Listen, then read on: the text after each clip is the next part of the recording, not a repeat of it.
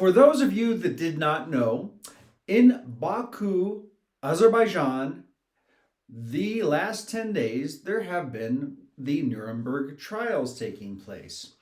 It is probably the most sadistic marketing campaign I have seen come out of Azerbaijan.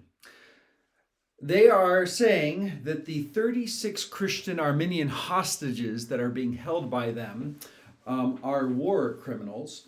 And so they are being tried right now. And we're talking people like Ruben Vardanin, Araik Aratunyan, people that were in governmental leadership or different positions in Nagorno-Karabakh, Artsakh, the historic Armenian lands that voted to secede from Azerbaijan after the Soviet Union collapsed, and they decided to join back with their Christian Armenian brothers rather than be with Muslims. But anyway, that's another subject. Well, they were ethnically cleansed, and their lands were stolen from them. And this started in, basically 2020 to 2023. And so the Azerbaijani regime has taken 36 hostages, and now they're putting them on trial. And they're calling it, as you see here, the Nuremburg Process, the Nuremberg Process. Well, it's really sick. And I haven't heard anybody talk about this on any news cycle or anything, but it's really important because right now people are focused on Israel and the hostages that Hamas had taken. And President Donald Trump is pushing for the release, and so is Benjamin Netanyahu, and they've been releasing hostages. Well, guys, these are Christians being held by another hostile dictatorship Muslim regime that not only persecutes Christians, they persecute anybody that goes in opposition to them. And so they're referring these trials to the Nuremberg trials that took place to condemn Nazis and the Nazi war crimes. And they're saying, right here, you can see here that in Baku, the Nuremberg processes have started and they're continuing. And that's happening right now. So I just did an interview with the CBN 700 Interactive Club yesterday, and I had a 50-second clip that I talked about this specific subject. We did about an 8-minute interview, and I'm going to move to that right now. I want you guys to see that interview, and then I'm going to actually talk about who the real criminals are and the real war crimes that took place. You're going to see some things that I had to blur out, and these are things that I've gathered over the years of war crimes that the Azerbaijanis and Turks did against the Armenians, and it is horrendous, and they will pay one day. Well, let's first take a look at my interview as of last night, just 50 seconds, and then I'm going to go from there. Let me move my face out of the screen, and let's watch together. Christians are being targeted. How can we here in the U.S. support our brothers and sisters in Christ in Armenia? Well, I would say first, we need to be aware. Right now, there are 36 hostages being held by the Azerbaijani regime. And these are Christians that were taken during the ethnic cleansing, and they've been held now for 488 days. And they still have not been released. We've seen Hamas release those that were held hostage by them, and we still haven't seen the Azerbaijani side do that. So we need to remember our brothers and sisters that are in prison, and they're being falsely accused of things they did not do. And I would also say that we need to be aware of the need to pray for this region. Christians are being targeted. Let me continue, guys. So I'm so glad I had that opportunity, or opportunities like that arise often. This is where we're located, Armenia. This is the Armenian area that in 2023 they were completely ethnically cleansed from, and they were threatened. Military came in, were shooting up civilian houses and made them cross in one mountainous road here in the Lachin corridor over here to Goris. So all these people came over. Many people died during that time or were killed. But there's more. Let me go on to what's going on in this so-called Nuremberg Process. All right, the Nuremberg Process Here we have Harik Aratunyan on trial, and in here they're accusing him of ordering military artillery strikes on the city of Ganja and how that was so bad. First, civilians shouldn't be targeted in any cost. But let me just say this: when I was here in 2020, I've been in Armenia for 8 years. They were sending, and drones were exploding here near Yerevan. They were attacking Stepanakert, the capital city, and cluster bombing buildings, schools, hospitals. They were doing this towards villages. They've been doing this all over. I mean, can you imagine the outcry if the artillery was bombing Baku?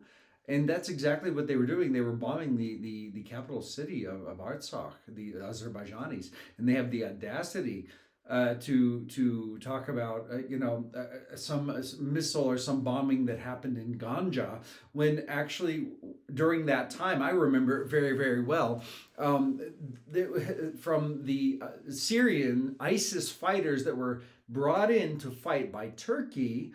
And that happened. They brought in ISIS to fight the Christians. Of course, they said if you cut off a Christian head, you get $100.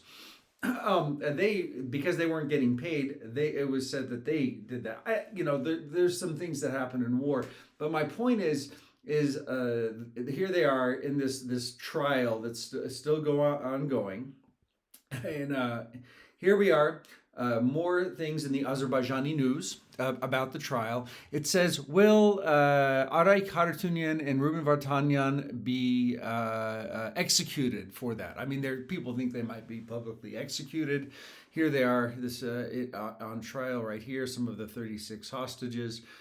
You can see here when they first took them in and took them as hostage. It's exactly what Hamas was doing. There's no difference between the Azerbaijani regime and what they've done. And what Hamas is, the only difference is that Azerbaijan has oil that Europe wants, and Israel has oil that Azerbaijan wants. So people are being quiet because of the oil pipeline, and because they don't want to buy Russian oil, they're going to buy it from Azerbaijan. But that is, you're basically working with the devil. It's like, oh yeah, Hamas has lots of oil, so we're going to work with them. Yeah, right, guys. Let me tell you who the real perpetrators, the people that will stand trial when there is a true, we'll call it the Artsakh process, the Artsakh trials, and it's going to be those that are behind this. So let me just give you a few quotes over the last few years that there's so much. There's entire websites that include these things. But I remember Tayyip Erdogan, president or prime minister of Turkey, since 2002, actually, so long time. He called the Armenians, the Christians, leftovers of the sword. They couldn't finish them all off in the Armenian genocide, and he's calling them that they're the leftovers, and implying that they still need to be wiped out. There's still the Armenian question that they're trying to deal with. Here we have I remember this, watching newscast after newscast in 2020, before the invasion of September 27th, when the Azerbaijanis and Turks invaded Armenia and Artsakh. I remember them saying, "We will drink the blood of Armenians. We will wipe them off the map." Wow, what kind of genocidal, ethnic cleansing, sadistic language is this that's being perpetrated? This dude named Nurlan Ibrahimov wrote, "We must kill all Armenians, children, women, and elderly. We need to kill them without making a distinction." And they were doing that. They were cutting, you'll see, never mind. And it says, we need to kill them without, no regrets, no compassion. It's useless to talk with them within the framework of the law. We should kill. Mayor of Baku says, our goal is complete elimination of Armenians. The Azeri defense minister said, within the next 25 years, there will be no state of Armenia. Modern Armenia was built upon Azeri lands. They claim that all of Armenia is Western Azerbaijan, and they also claim that all of northern Iran is southern Azerbaijan. They want just the whole world. In fact, that's Islamic rhetoric, is to take over the world for Islam, but that's another subject. Ilham Aliyev, remember, he said that the Yerevan area, Lake Sevan, Zengezur, which is Siunik province, where we have a ministry, says that these are our historical lands, and the Azerbaijanis must and will return to these lands.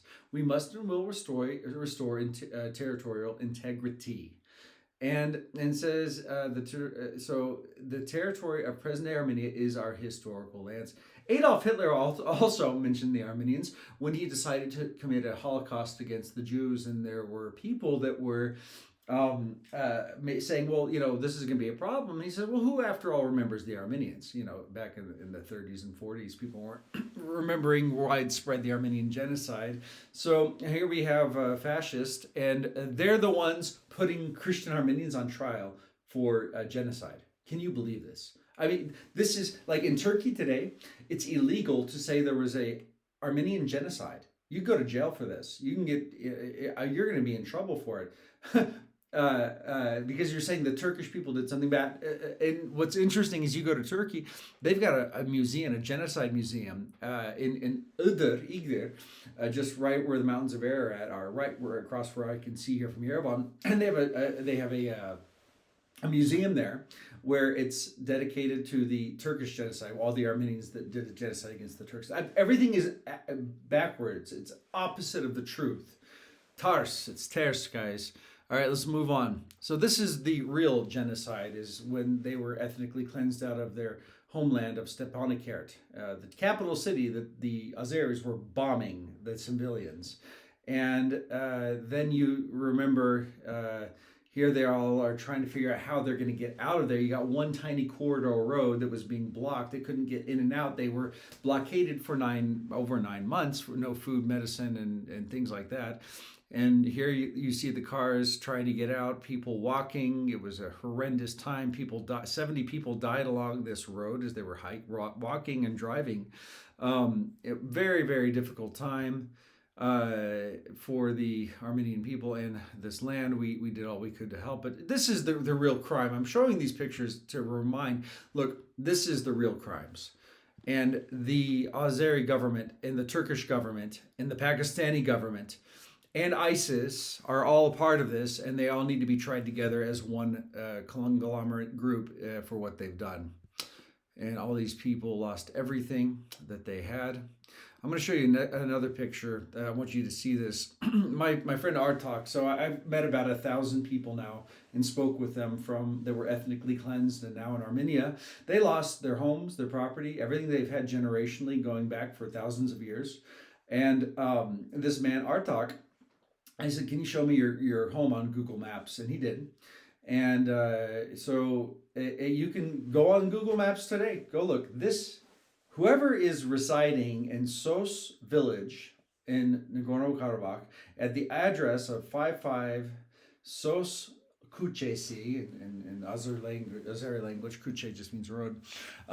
You're living in stolen property. You've stolen this. This is this man's home, and he needs to return back one day. There's 120,000 Armenians that have the same story as my friend Artok. They should go back to their homes, and it should be returned, and it should be under their own autonomy, not under Islamic dictatorship rule. Christians should not have to be forced to do that when they democratically voted to not have that.